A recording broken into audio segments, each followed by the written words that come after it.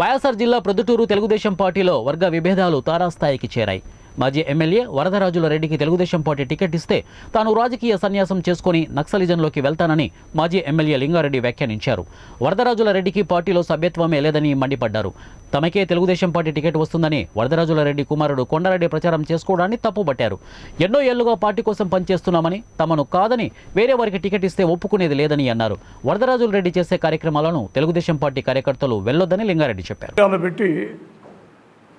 చాలా తప్పుడు ప్రచారం చేయడం జరుగుతూ ఉంది. అసలు వరదరాజరెడ్డి కానీ, ఆయన కొడుకు కొండారెడ్డి కానీ, ఆయన కుటుంబ సభ్యులు కానీ ఎవరు కూడా తెలుగుదేశం పార్టీలో లేరు.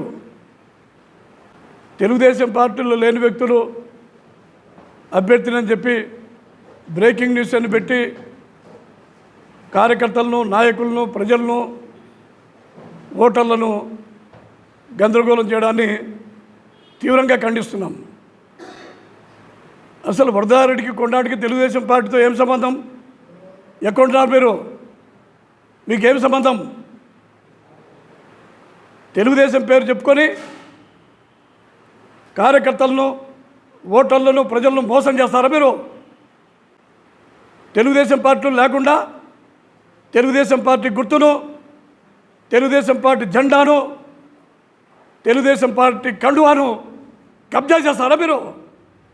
ఏం కావాలో మేమంతా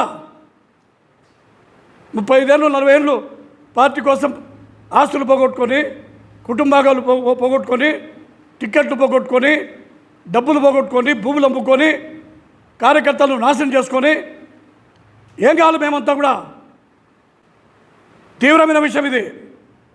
ఇదే వరదరారెడ్డి కానీ, కొండారెడ్డి కానీ, వాళ్ళ కుటుంబంలో కానీ టిక్కెట్ ఇస్తే మాకు 2 ఆప్షన్లు ఉన్నాయి.